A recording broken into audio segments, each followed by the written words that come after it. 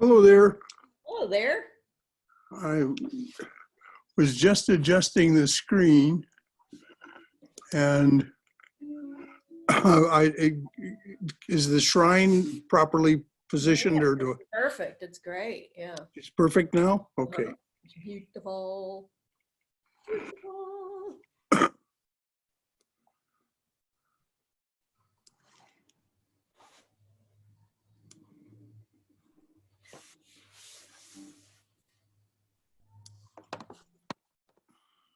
Are you going to sing us a song?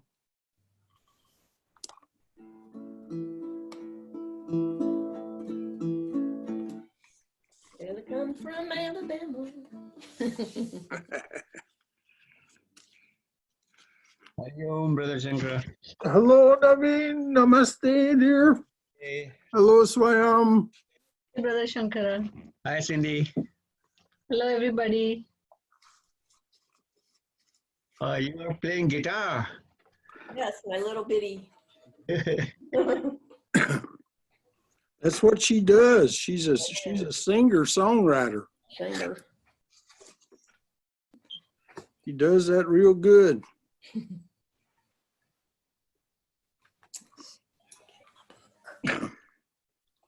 So we're the early birds.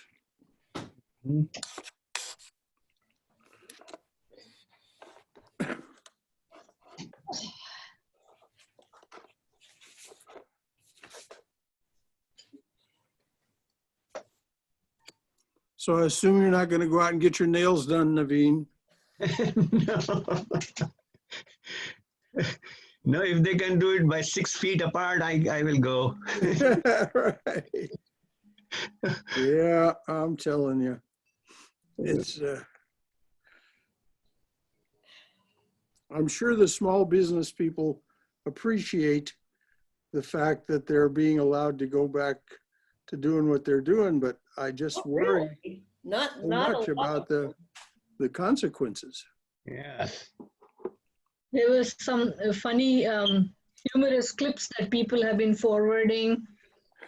One was this hair salon where, the lady is sitting on the chair, how they wash their hair before they, Right. so the hairdresser is just splashing the water on her. Right. Throwing the water at her. Yeah. Another one where somebody had an umbrella with multiple holes and they put their hand through the holes to cut the Right. People are so creative, though.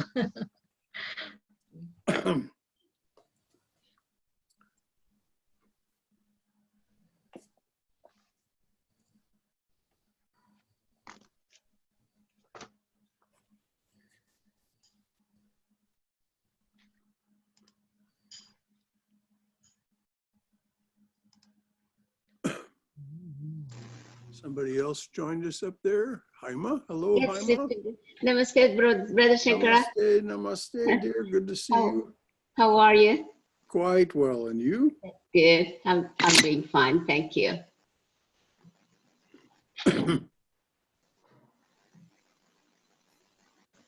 Hello, everybody. Hi. Hi, man. How are you? Hi, Hama. Doing well. Hi. Shankar, do you know what page we are on? Oh, you don't. No, I don't know what, we're in the third chapter, and where we're going to start is the senses are said to be higher than the sense objects. I'm going to make a little prefatory statement about the nature of the Gita itself and why it's so compact. Oh, I see. Okay. It's page 55 in this book. Okay. Anybody needs. The senses are said to be higher than the sense objects.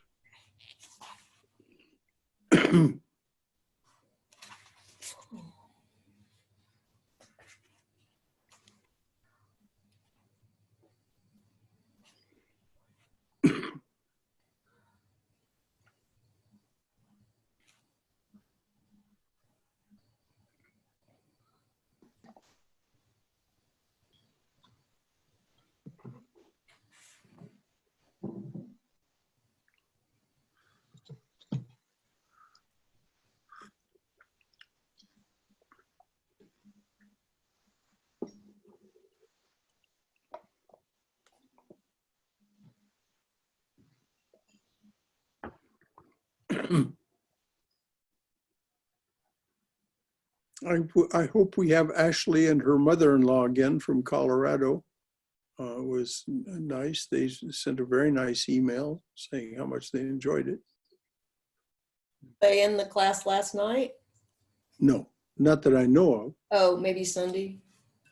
No, they were here last Wednesday. Oh, okay. She's the one who was talking to Swami Lotus about this and said, "Oh, I'd like to be part of that." Oh, And okay. so Lotus asked me to send her the link. And she did, and she liked it so well the first time that she invited her mother-in-law Oh, to okay. join her the second time. So there were two of them on the screen. Her name is Ashley. Yeah, yeah. Well, just apropos of nothing but itself, happy Earth Day, everyone. Yes, Thank you, Brother Shankara. Thank you, Brother Shankara. I celebrated by not starting my car. That's a good way. Did you all see the pictures of how before Corona, the cities in New Delhi and Europe Yes. and here and the fog and then the no fog now? See, the earth is telling us something. It's It's talking to us. in such a short time. It's really Yes. Yes, it is telling us something. Huh? It's telling us, wake up. Come on. You guys never listen to me. Now it's time to listen, right? Yes. We need to listen. Maybe our experts and, all the scientists they've been listening, but, nothing really big didn't. Well, the fact that the oil industry is in such difficulties right now, and Yes. it's a question whether people will go back to their old ways of using so much petroleum product afterwards, or whether they're kind of getting used to. Yeah. Good evening, Keith. Namaste. Namaste. Hello, Shankara. How are you? You're Well, right. you?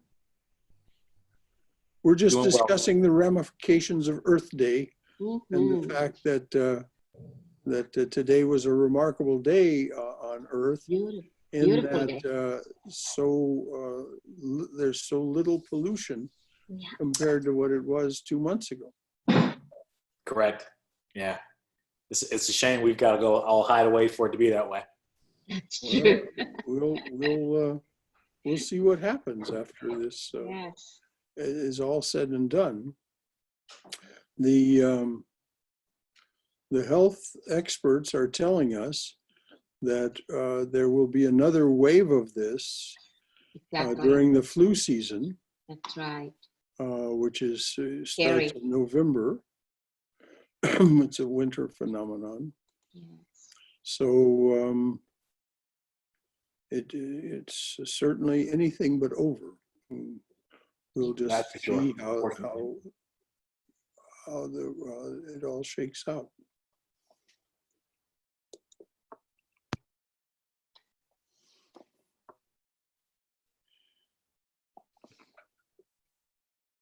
Hello.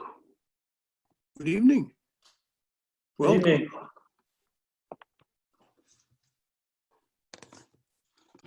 Good to see you, William. Good to see you.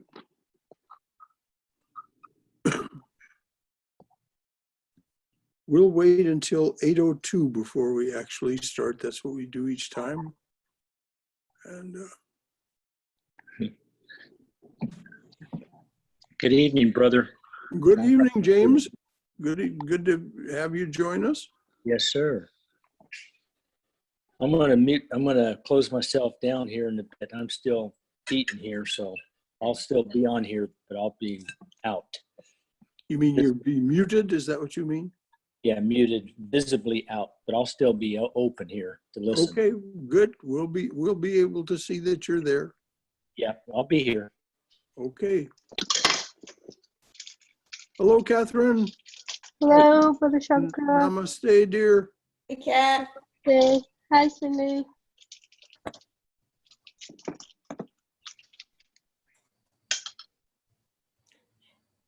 Hey, Catherine. Hello. See ya. I'm gonna. Ramadas. There he went. There he is.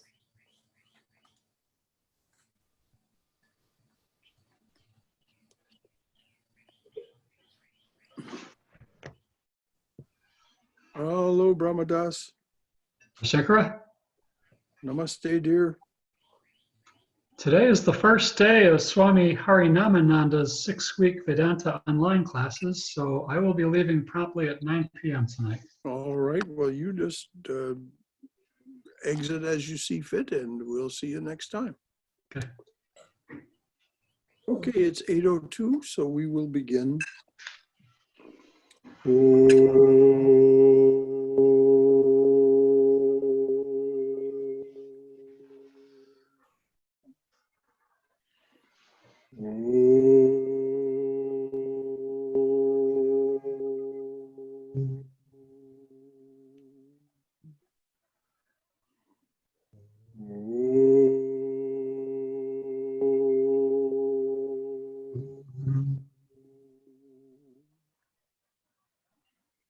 Om Sahana Bhavatu Sahano Bhunaktu Sahaviryam Karavavahai Tejasvinavaditamastu Ma Vidvishavahai. Om Shanti Shanti Shanti. May the Divine Being look over us lovingly as a mother and father. May the Divine Being support and nourish us as a mother and father. May we have the strength and skill to study together the art of spirituality.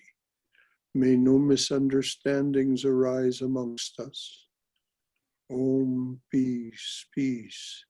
Peace be unto us and to all beings everywhere. So once again, welcome everyone. Namaste. So glad you're here this evening. We're studying Bhagavad Gita, the Song of God. If we just take a step back and look at the situation, it is positively amazing what is happening. Here they are between two armies, all prepared for war, ready to go, just not too long before, blowing their conch horns at one another to intimidate one another. And here Arjuna goes out into the middle of the no man's land, as it calls, the place between the two armies, to review the situation, becomes discouraged, and says, I'm not going to fight.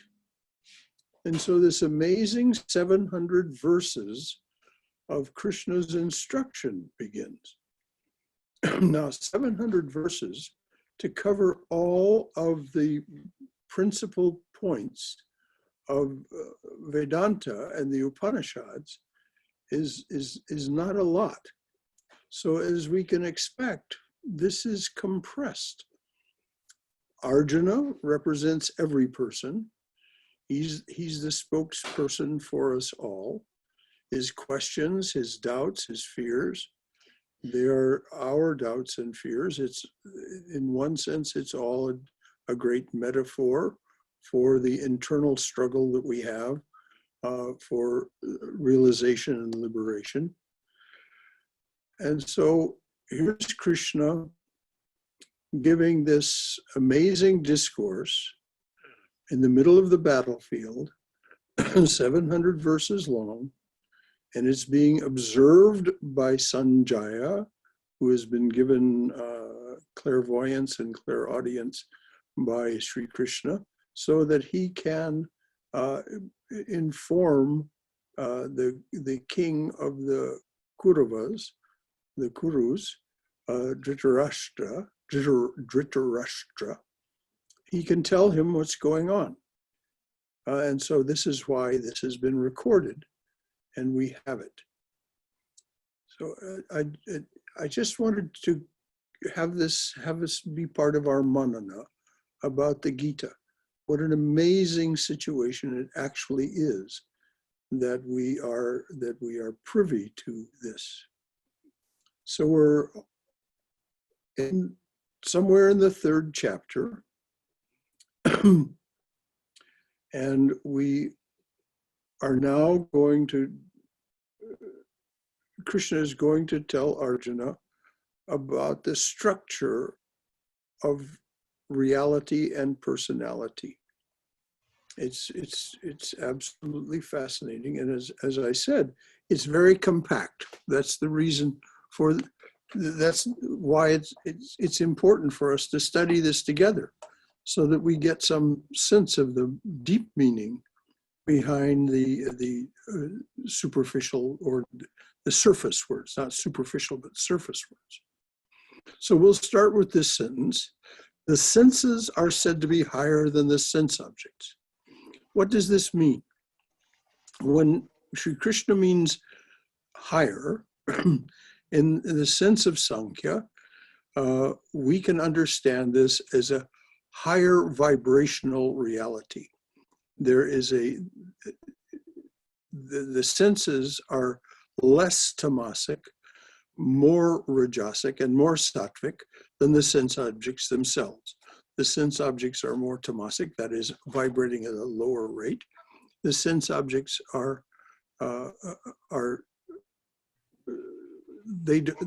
they only communicate with one another by adhering to one another, as Krishna says, the gunas attaching themselves to gunas.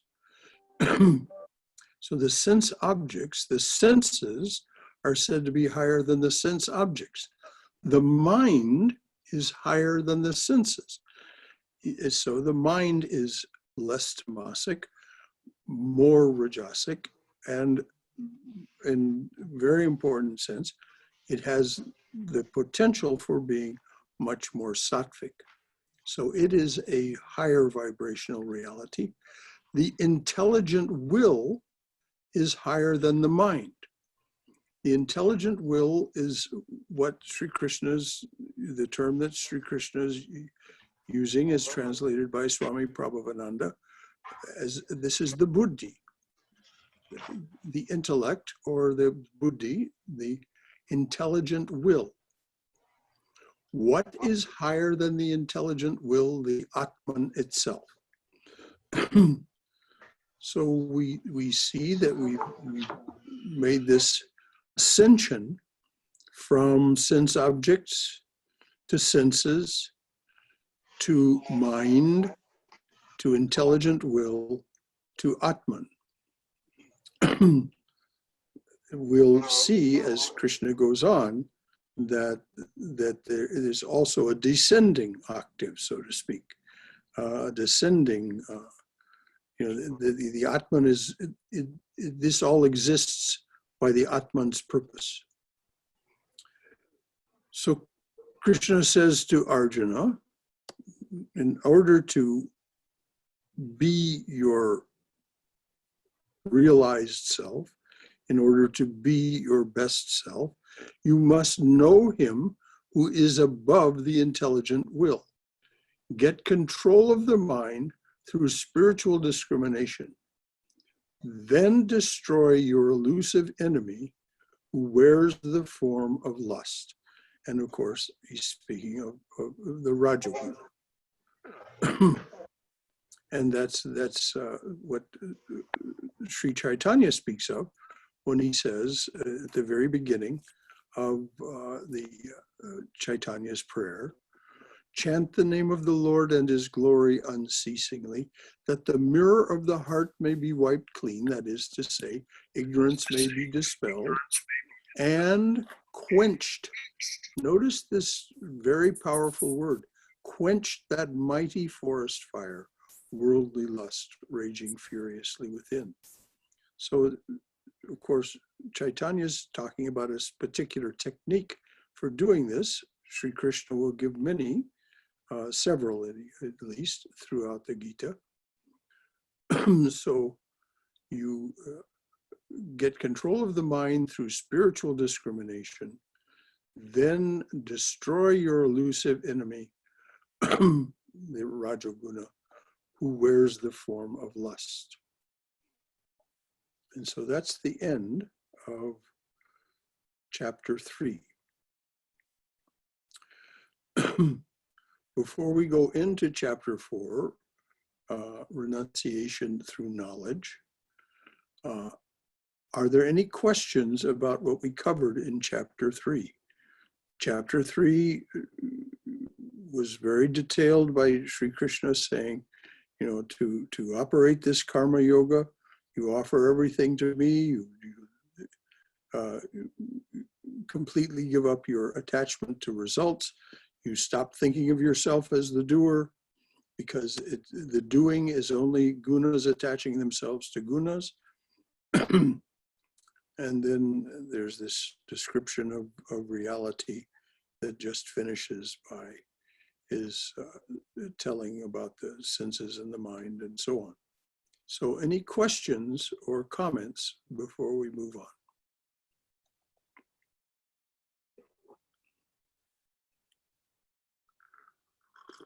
Can I just, it's Cindy, can I just ask, or to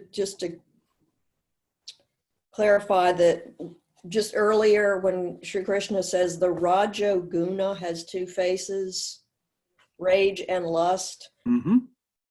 So, you know, we talk about the three gunas and Rajas being that one kind of in the middle.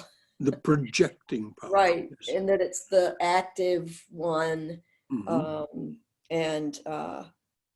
But this kind of makes it sound, you know, rage and lust. Well, you know, by rage, he means passion. You know, passion. Passion can, all of these things can have a positive aspect. Without lust, there would be no procreation. And I just think of that as desire toward anything. Right, yes. Okay, so rage isn't necessarily the anger sort of. Well, that's the enemy part of the Raja Guna. Because as he describes earlier, once you get angry, you lose your discrimination, you lose the fruits of your experience, and you become totally confused and aimless, back in that muddled state. So that's what rage does. That's when you frustrate your desires, and then you get angry because of that and feel sorry for yourself and all that business. Then you lose discrimination, you lose the benefits of your experience, and so you fall into this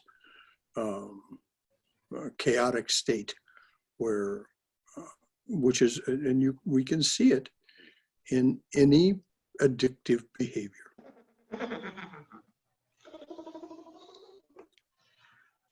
Okay. Thank you, Cindy. That was a good question. Thank you. Chapter 4, renunciation. Now, this is, remember, Sri Krishna was talking about renunciation, that is to say, releasing yourself from your sense of doership, releasing yourself from your attachment to the fruits of action, to the rewards of action, and also being of equal mind in success and failure. So now Sri Krishna is going to talk about how we do that through knowledge. And right away he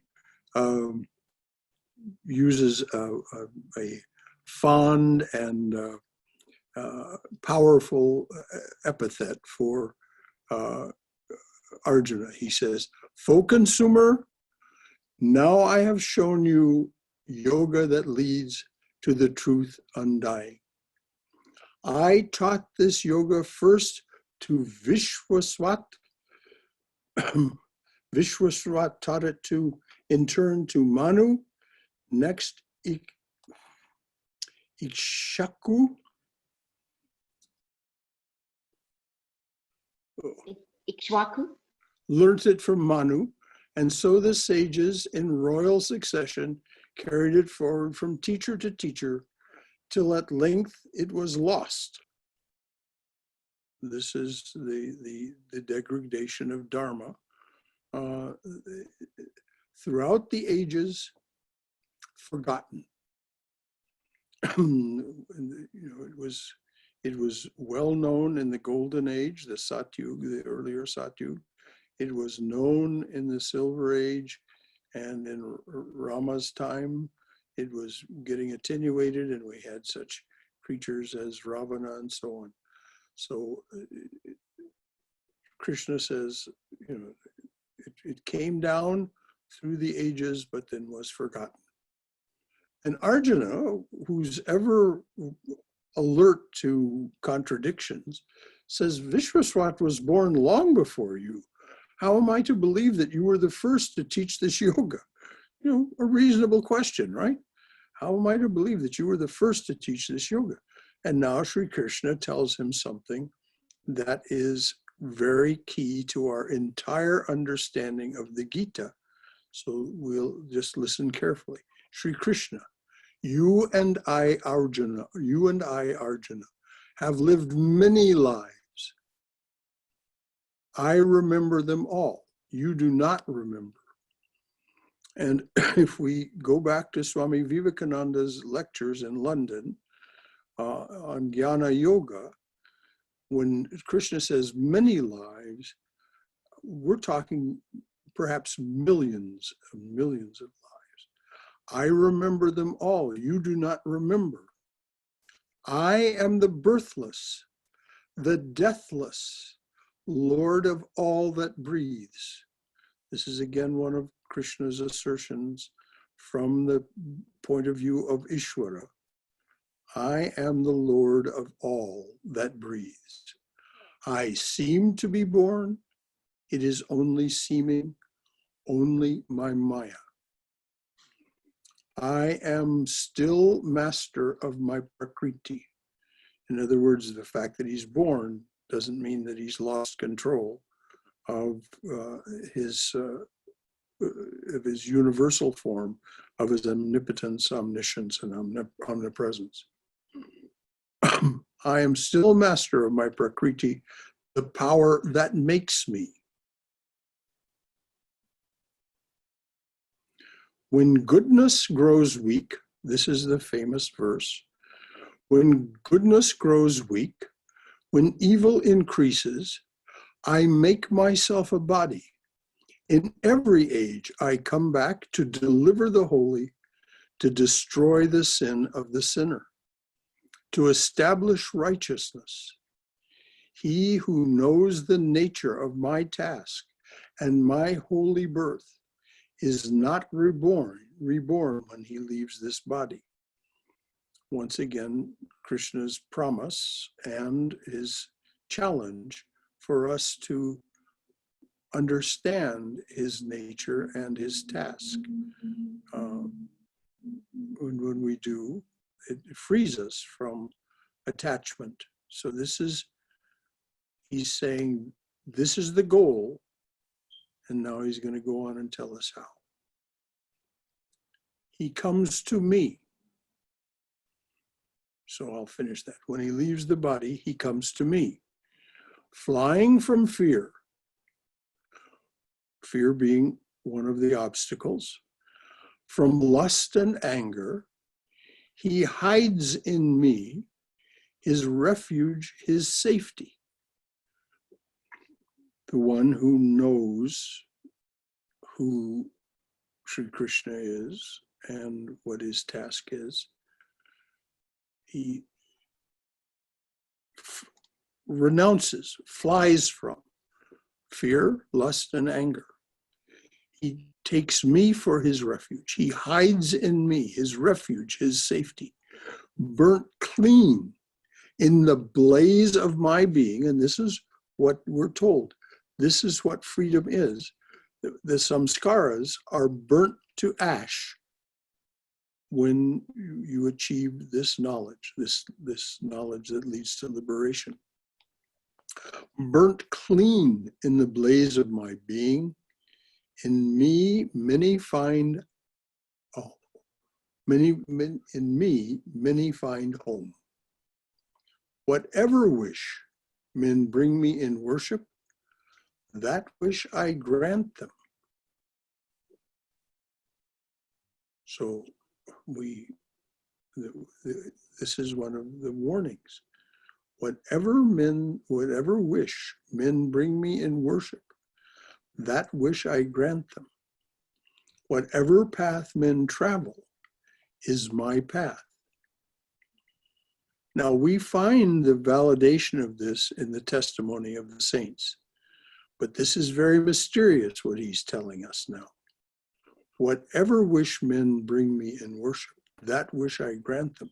Whatever path men travel is my path. The mystery is solved when you think there is none but Krishna. There is none but the divine presence. Everything else is an appearance. Everything else is a seeming. It is a dream. Whatever path men travel is my path. No matter where they walk, it leads to me. Slow, fast, ultimately it leads to him. Most men worship the gods because they want success in their worldly undertakings. This kind of material success can be gained very quickly here on earth. And this again is a remarkable statement to many people. But what it means is if you have control of your mind, of your senses, if you're not eternally distracted by this and that and the other, if you're not, in other words, aimless, as Sri Krishna says at the beginning of chapter 3, if you're not aimless, that kind of material success is relatively easy to get quickly here on earth. I established the four castes which correspond to the different types of guna and karma. Is there anyone who wants a further explanation of that? Is there anyone who wants to know what he means by that? That it isn't clear.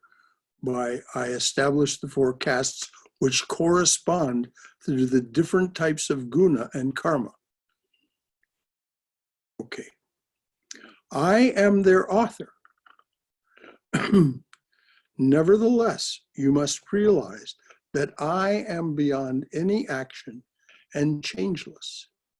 Action does not contaminate me. I have no desire at all for the fruits of action. Man who understands my nature in this respect will never become the slave of his own activity. So once again, he's saying, understand who I am and why I am the way I am. And understand my nature in this respect will never become the slave of his own activity.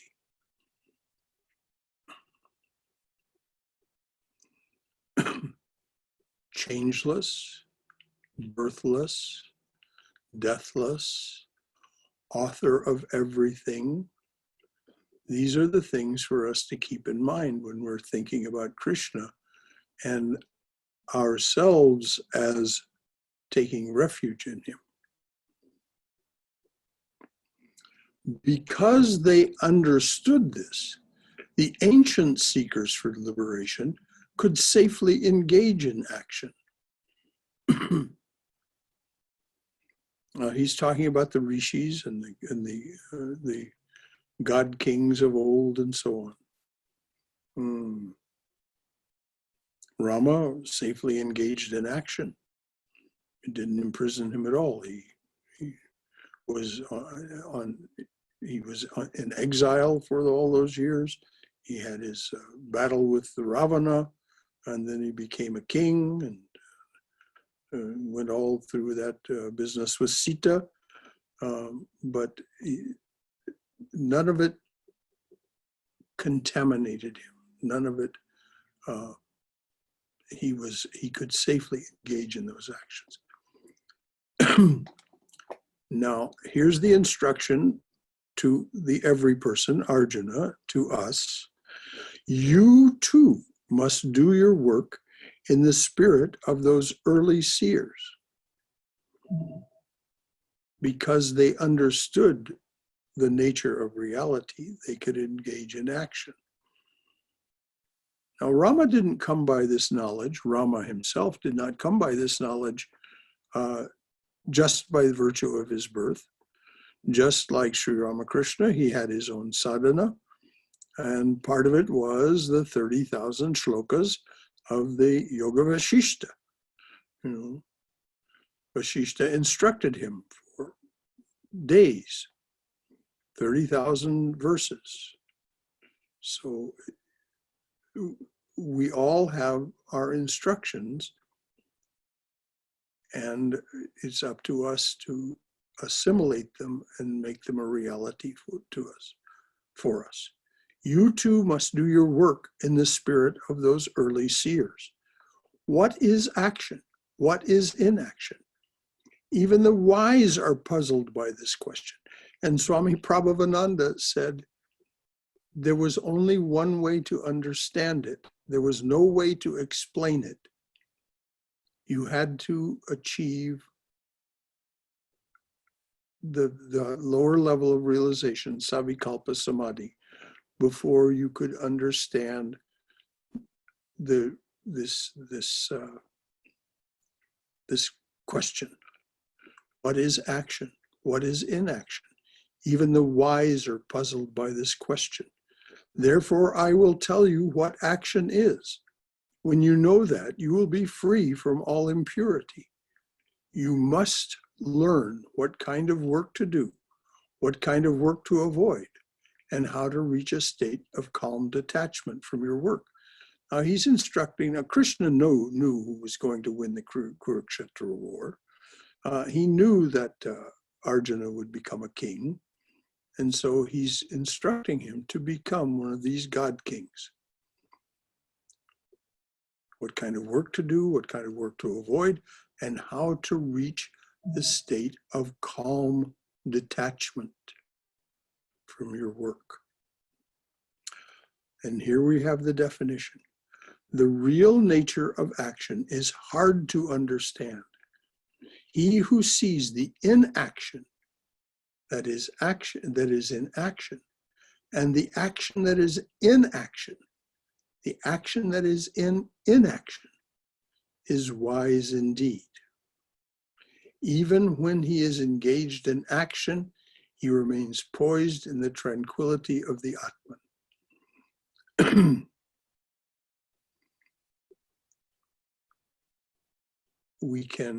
The only resort we can really have is Krishna's earlier explanation that action is really only the gunas attaching themselves to gunas. So there's no reason for us to feel that we are involved, that we are the doer. So this is something, this tends to give some illumination to what's said here.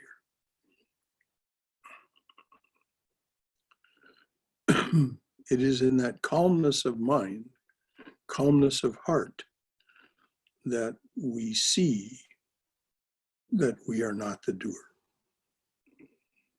Even when he is engaged in action, the wise one remains poised in the tranquility of the Atman. The seers say truly that he is wise who acts without lust or scheming for the fruit of the act. The seers say truly that he is wise who acts without lust or scheming for the fruit of the act. Sri Ramakrishna would often be approached by someone, and they would ask him some question like, what happens after death? Or well, what is the nature of my karma? And he would say, you have such a calculating mind. This is that scheming for the fruit of the action. That person who doesn't do that He is wise who acts without lust or scheming for the fruits of action, for the fruit of action. His acts fall from him, that its chain is broken, melted in the flame of my knowledge, knowledge of the reality behind the seeming. Turning his face from the fruit, he needs nothing. The Atman is enough.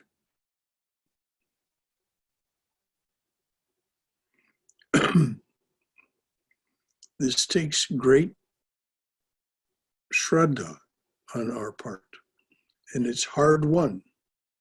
We have to really work at the manana of this, to assimilate all of this before we're able to abide in the Atman and not be anxious about what's going to happen to us, what's going to happen in the next moment,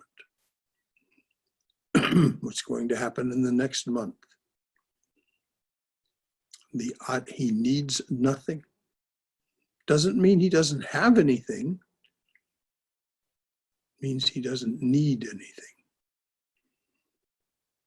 The kings, these great seer kings, these god kings, they had kingdoms, but they didn't need anything or want anything. They had their responsibilities, their dharma, their swadharma. He needs nothing, the Atman is enough. He acts and is beyond action, not hoping, not lusting. What is hoping? Hoping is looking into the future and thinking, oh, if only this could happen. All my problems would be solved if I won the lottery. All my problems would be solved if this person in my life that continues to persecute me would just wake up enough to see, and so on. Not hoping, not projecting into the future, in other words, not lusting, not bringing that restless mind to focus on some desire. That's what he means by lusting here.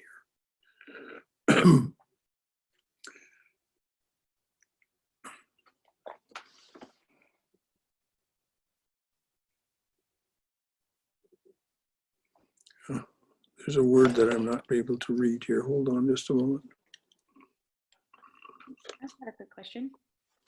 Yes, please. Hi, I haven't introduced myself. My name is V. I was asking about the, not so much as lusting or hoping, but if there's something that you like for the sake of experience in this life that's not, that you think it'll solve any problems or, a lot of gain other than just an experience outright. Is that the same as lusting? And Give us an example, please. So say someone, I should have had an example on mine. Like say you hope to be selected for a trip, for example, but you're still kind of projecting, like if I won, I would experience this way, or I would go here or there, but not in hopes that it would fix anything or make life better, just a human experience. The ideal is to live in the moment, and whatever occurs, you accept it as a gift from the divine and enjoy it or endure it as it's whatever the nature is. Now, it is our natural tendency to do exactly what you described. And there's no reason to think ill of oneself for that. But if you wish realization, if you wish to push beyond the limitations of hoping and thinking about the future and what it may hold and how I would experience it and so on, those are all limitations. They limit your ability to enjoy the moment because you're not living in the moment. They limit your ability to fully experience the moment because you're casting your mind and your awareness out of the moment. That makes sense. So that's why it's a limitation. Gotcha. We live, as long as we're living in duality, we live with these limitations. But the wiser we become and the less we are attached to any idea of the way things should be, the more content we are and the freer we are.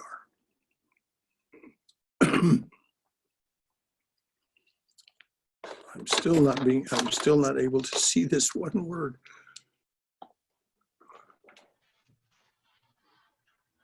Bridling. In other words, containing by, in this case, by reins. Not hoping, not lusting, bridling body and mind, holding them with the reins of your intelligent will. He calls nothing his own. He acts and earns no evil. What is evil? Evil is being bound to your actions by the nature of your previous actions. If you are attached to things, and therefore it generates a karma, and that karma is going to result. It then becomes a cause, and it will result in its inevitable effect. He acts and earns no evil because he's not attached to anything. Remember, we're talking about the renunciation through knowledge. What God's will gives, he takes and is contented. Now, this is not something that we can decide to do. There are a few minds, we're told, that can hear such a thing and simply decide, all right, that's how I'm going to be. But for the vast majority of us, this is something we learn to do. What God's will gives, that person takes and is contented. And then Sri Krishna describes the nature of reality. Pain follows pleasure. He is not troubled. Gain follows loss. He is indifferent. In other words, no exultation in the fact that he was in a negative position. Now things have changed. Pain follows pleasure. He is not troubled. Gain follows loss. He is indifferent. Of whom should he be jealous? Most of us are, in one way or another, comparing ourselves to others and to people in other circumstances a lot of the time.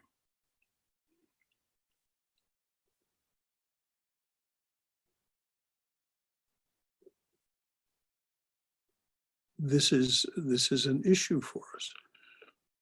For example, just to use myself as an example, I've been reading Saint Francis and Rumi.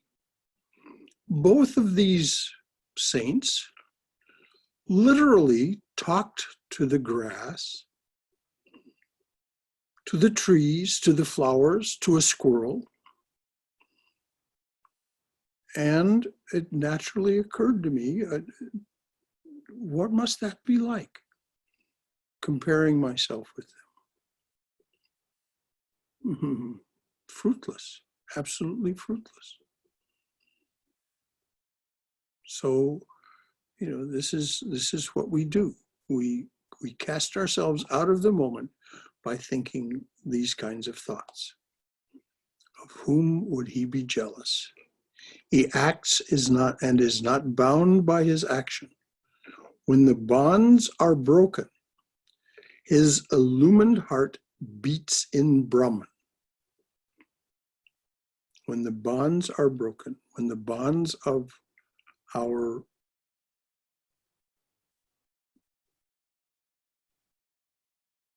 lusting, our scheming, our comparing ourselves, when all of those things are no longer operative, when they're broken, when the bonds are broken, his illumined heart beats in Brahman. Now, if you want to know what that means, you can read about the saints. You can occasionally encounter one. Right now, they can't come here, but when things are more open in that regard, we'll have people like Swami Yogatmananda and Swami Sarvadevananda and so on here. We'll see what it's like, what a person is like, whose illumined heart beats in Brahman. His every action is worship of Brahman. In other words, they no longer are acting for themselves. Whatever they do is for the divine, because that's all they see. Can such acts bring evil? In other words, will there be karma? No, no karma. Brahman is, now this is what we chant. Om Brahmarpanam Brahmahavir, that chant. Brahman is the ritual. Brahman is the offering. Brahman is he or she. Brahman is he or she who offers to the fire that is Brahman. So this is saying there is nothing but Brahman. If a man sees Brahman in every action, or if a woman sees Brahman in every action, he or she will find Brahman. So that's that chant that you'll hear us chant when we're about to take food or in some other situations. Om Brahmarpanam Brahmahavir Brahmagno Brahmana Hutam Brahmaevatena Gantavyam Brahma Karma Samadhina Hari Om Tat Sat. That is those lines in Sanskrit. Some yogis merely worship the devas. Others are able, by the grace of the Atman, to meditate on the identity of the Atman with Brahman. Those who worship the devas, those yogis who worship the devas, are doing so in order to gain the powers associated with the devas. There's karmic consequences.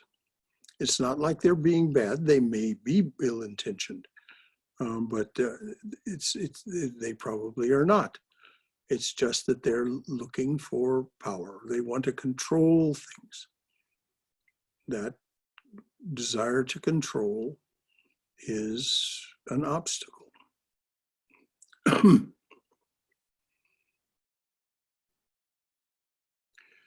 Some yogis merely worship the devas. Others are able, by the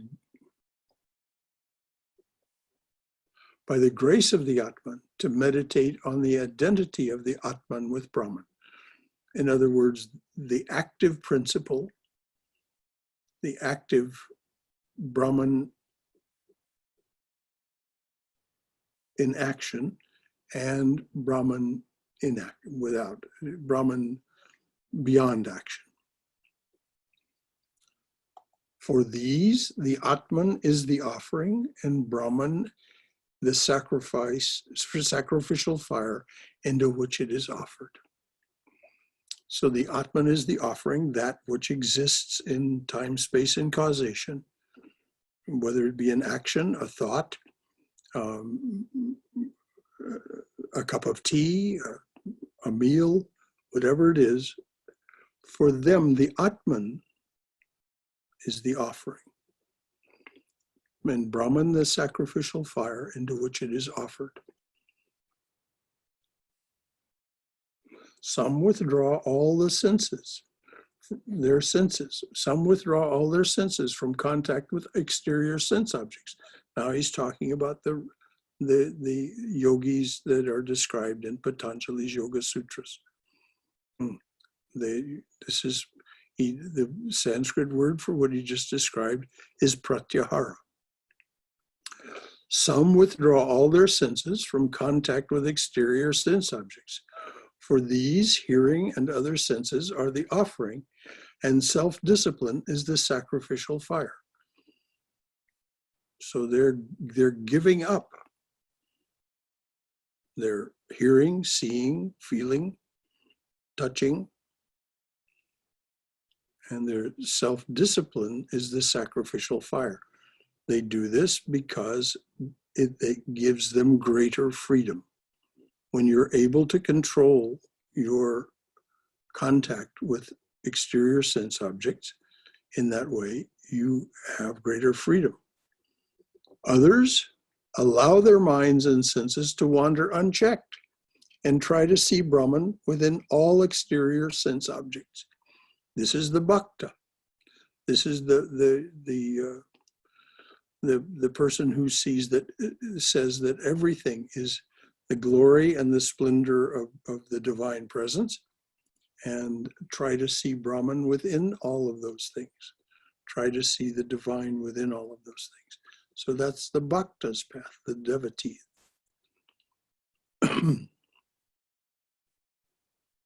Some allow their minds and senses to wander unchecked and try to see Brahman within all exterior sense objects. For these, sound and the other sense objects are the offering, and the sense enjoyment, the sacrificial fire.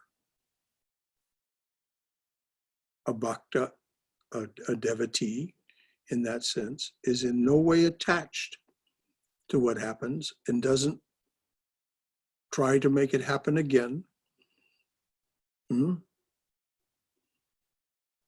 For these, sound and the other sense objects are the offering. They see themselves as offering everything to the divine, and sense enjoyment, the sacrifice, the sacrificial fire.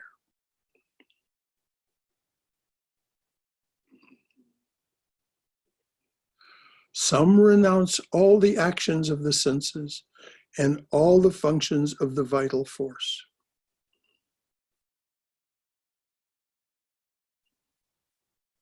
These are the jnanis. Some renounce, these are the people who take the attitude, neti, not this, not that, not the actions of the senses, not the functions of the vital force, in other words, not the living body. They renounce all that. Some renounce all the actions of the senses and all the functions of the vital force. For these, such actions and functions are the offering, and the practice of self-control is the sacrificial fire, kindled by knowledge of the Atman, which is the only way you can live that life, is to actually have that knowledge. There are others whose way of worship is to renounce sense objects and material possessions. Others set themselves austerities and spiritual disciplines. That is their way of worship. This is different forms of yoga, not Patanjali's yoga. But others worship through the practice of Raja Yoga. Others who are earnest seekers for perfection and merit, seekers of perfection and men of strict vows, study and meditate on the truths of the scriptures. That is their way of worship. Again, a form of self-discipline that it is almost entirely mental. Others are intent on controlling the vital energy, so they practice breathing exercises inhalation, exhalation, and the stoppage of the breath. That's pranayama. Others mortify their flesh by fasting to weaken their sensual desires and thus achieve self-control. All these understand the meaning of sacrificial worship. So these are all just ways of giving up what is presented to us by universe in order to be free from the attachment to it and the necessity for having more of it. So it's now coming up on 9 o'clock. It's 8:52. We have 8 minutes. I'd like to have the opportunity for everyone to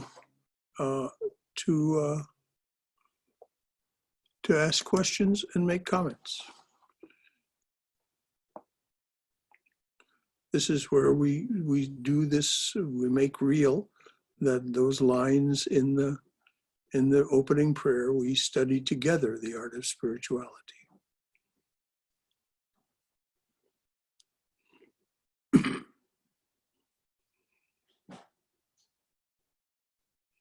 Anyone?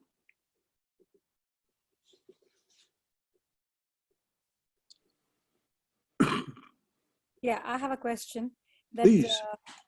in trying to be not the doer, I sometimes feel I become too passive, and as if I don't care, I am not doing enough. So it's like, is it apathy? I know exactly, I mean, what you're talking about, but at the same time, when I'm doing it, I keep feeling, is it apathy or is it not being a not doer, or should I be more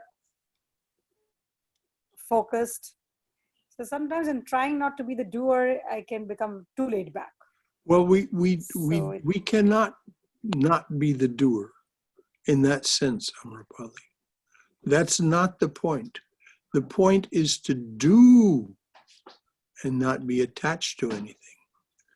So we can't just retire from action and say that I won't be the doer. No, that's not the point. The point is to do, particularly to do those things that you want to do so that you get the experience. Is this what I really want? You know, so much, we refrain so much. We restrain ourselves from doing what we want to do because we have all these thoughts about it. So Sri Ramakrishna said, go, enjoy the world. I have no objection. But when you are sick of it, return to me. I have the cure. We cannot become spiritual by refraining from action. As a matter of fact, Sri Krishna deals with this very explicitly in chapter 3. We cannot, apathy is simply lack of motivation, lack of zeal. You're not doing what you really want to do, so nothing else really appeals to you. Okay. And so we cannot retire from the field of action. That's what Arjuna just tried to do. We have to act and then learn from our experience. And we have to be willing to make mistakes. We have to be willing to skin our knees and bloody our nose, and then we learn. So we have to overcome the tendency to want to just, I won't bother. I want that, but I won't bother. It's probably wrong anyway. Okay. Anyone else? That was very good, Amrapali. I mean, this is exactly what Sri Krishna is advising Arjuna not to do. not to think of himself as not as the one who doesn't act. No, act, but don't be attached to the fruits of your action, and don't be attached to the actions themselves. You answered it very beautifully. Yeah, I think I get a little bit of it. Yes. Good, good, good. Brother Shankara, there was in one of the verse, Lord Krishna says, who sees inaction in action and who can see action in inaction. Mm-hmm. Could you a little bit explain that? What is inaction? Well, you see, even Swami Prabhavananda said, this is very mysterious.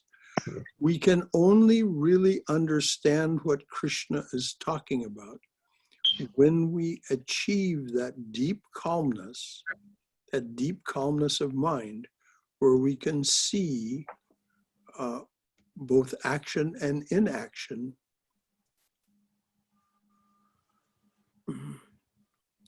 I hesitate to try to explain because the words just won't do it. This is why he said even the wise are puzzled by this. So practice whatever it is that you practice.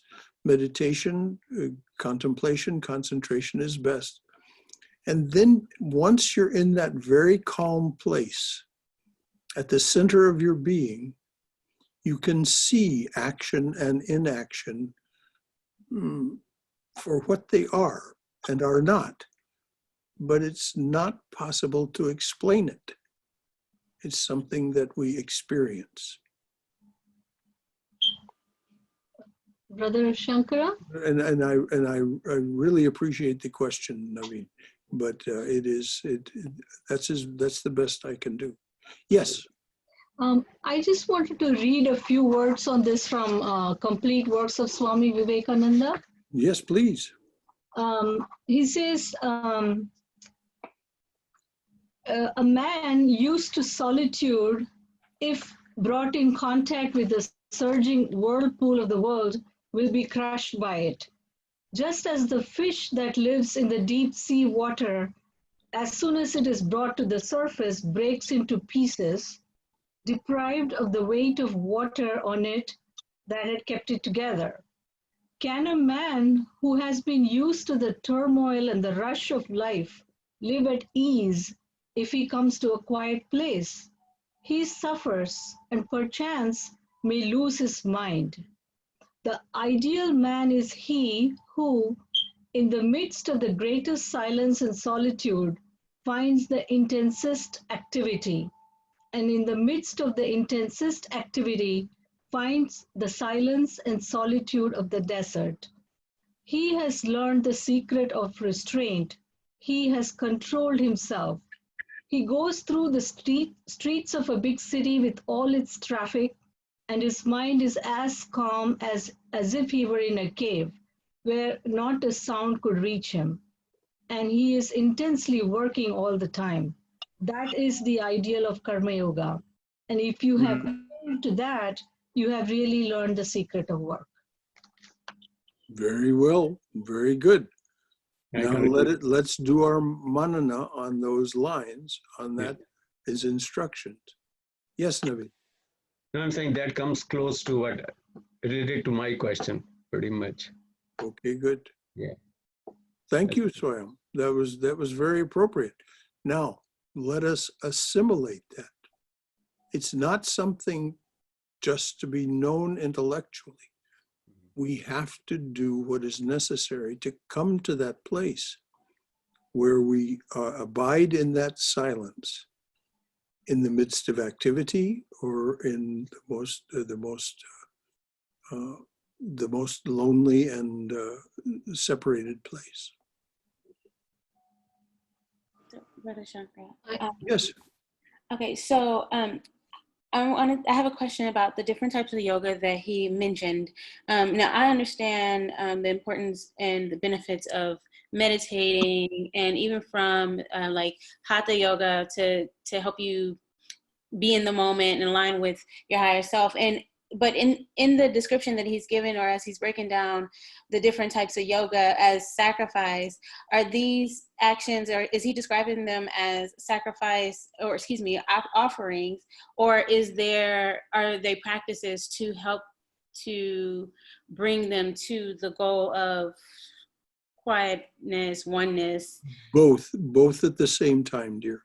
The goal is the journey. The goal is the journey. We do these things, and as we do them, if we do them, as Sri Krishna said, if we do them as offering, as sacrifice, and of course in the beginning, that's very hard. But it's like anything else, it's learned with practice. So the journey is the goal. There is no goal out there at the end of this, Right. that we can project our minds and our hearts out to and say, that's it. Okay. But that's a very good question. And it goes right to the heart of how we have to think about this. We have to think about it moment to moment, day to day, week to week, month to month, and persist. And as we do, we become more and more proficient. And life becomes freer and more joyous. Brother Thank you. Shankara. Yes, Keith. So in terms of being detached from the fruit of your actions, it seems to me that, and this is more of a question, I mean, I'm not saying it seems to me, can you be detached from actions that appeal to your lower nature that you're constantly doing? It seems like if you're gonna reach that attachment, it's because you are more acting of your higher nature, which in effect is just a manifestation of your realization that everything is God anyway. But it seems very difficult to, I don't know, get drunk every night and say, all right, I'm detached from this, or, you know, be a serial killer and say, I'm detached from all this murder. It seems like to live it perfectly, these things. No, those personalities, those temperaments, which Sri Krishna deals with later in the Gita as demonic personalities, they are totally attached to their actions. So yes, we have to go through a process of purification. Most of us, I would say all of us who are sitting here participating tonight, are not going to get drunk every night, or even very many nights, if at all. And certainly we're not going to be serial killers. So what we're doing is we're slowly and slowly purifying ourselves from that which we understand to be something that is holding us in place, whatever it is. Some people are workaholics. Some people are addicted to too much food. Some people are addicted to anger. They just, and we know them, they say, oh, that's that person, they have a short fuse.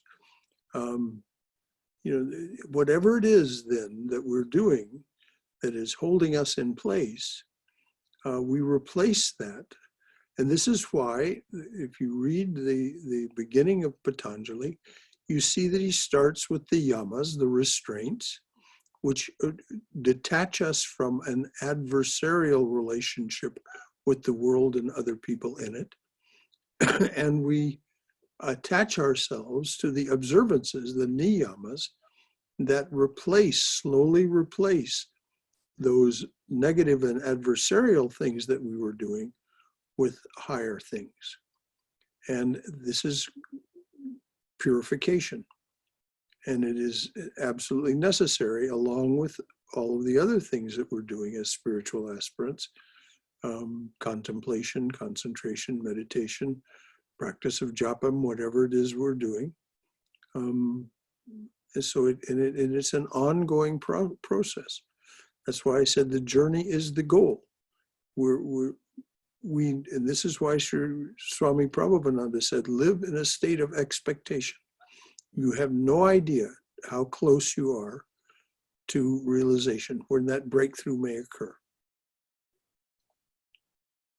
Who said it? Swami Prabhavananda, my guru, was the disciple of Swami Brahmananda, who was a disciple of Sri Ramakrishna.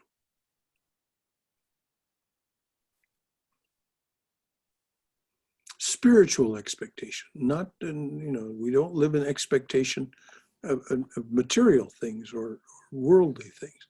We live in expectation of spiritual breakthrough. But spiritual expectations can be dangerous as well, can't they? No, spiritual expectations are not dangerous. Not unless you're. I suppose you could say they could be errant if you overemphasized them and said, that I'm going to. These are my expectations, and so I'm going to throw away all the rest of life and sit and wait for these expectations to materialize. That kind of magical thinking would be dangerous, yes.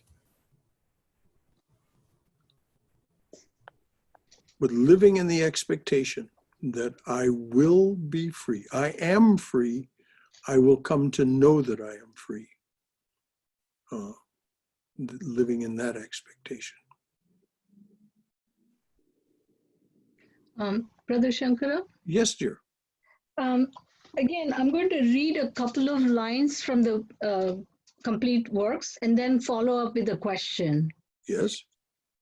So one of the pages, Swamiji says, a man who can work for 5 days or even 5 minutes without any selfish motive, whatever, without thinking of future, of heaven, of punishment, or anything of that kind, has in him the capacity to become a powerful moral giant.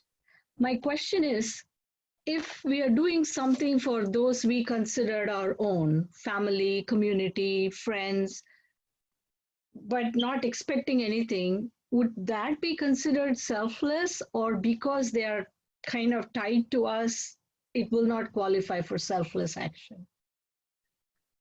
It entirely has to do with the quality of your intentions, dear. We all have to act within the sphere of our influence. You and I are not likely to solve the problems of the people in Soweto, South Africa. We can give some money to Doctors Without Borders. There's something. So we are best served by acting within our sphere of influence, where our actions can really make a difference. So then what is at stake is our intention. What is our intention? If our intention is simply to make the situation better for anyone, no matter what their relationship to us is, and that's all we're doing, and we won't be offended if they don't show any gratitude, or if they actually turn around and return our favor with some sort of anger.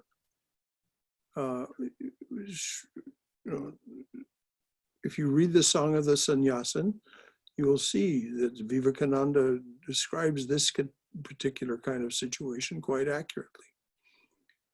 So it is the quality of your intention. If you do something for something or someone, and it doesn't turn out as you expected, people don't behave the way you thought they would behave, if you have perfect equanimity in that circumstance, then it is selfless. If you're disappointed or angry or somehow feel that something went wrong, then it was selfish. Wow.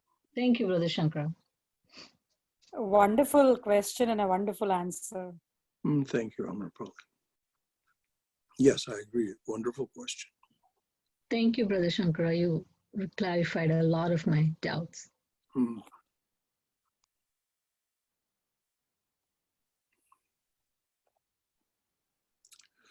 Well, my dears,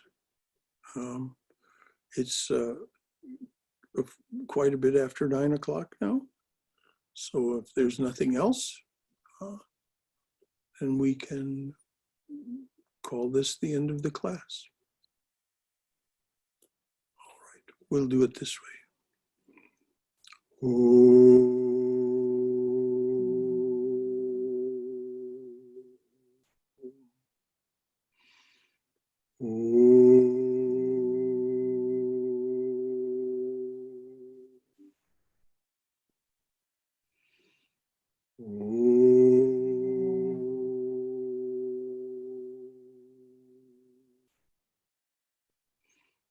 Oh, dearly beloved, a flower at your feet for each one who comes to your open door. A flower at your feet for each one who stands by your open door and says, come to me, offering to break this world's chain that binds us down to ignorance, suffering, and death. A flower at your feet for each one who takes the path that you have struck through this, your jungle world. Om, Amen. Om Shanti, Shanti, Shanti. Peace, peace. Peace be unto us and to all beings everywhere. So, our next opportunity to meet will be Saturday morning at 11. And then on Sunday morning at 11, we'll talk about how a bhakta, a devotee, this is a month for the study of bhakti yoga. We'll talk about how a bhakta, a devotee, follower of the way of worship, deals with such things as like the transformation that is going on in the world around us. Thank you, Brother Shankara. Thank you. On Saturday, we'll take up one of the talks that Swami Prabhavananda gave in his book, Realizing God. Thank you. So good night, everyone. Good night. Good night. Thanks for coming. Thank you, everyone. Good night, Brother Shankara. Good night, everybody. Good night, dear. Night. Good night.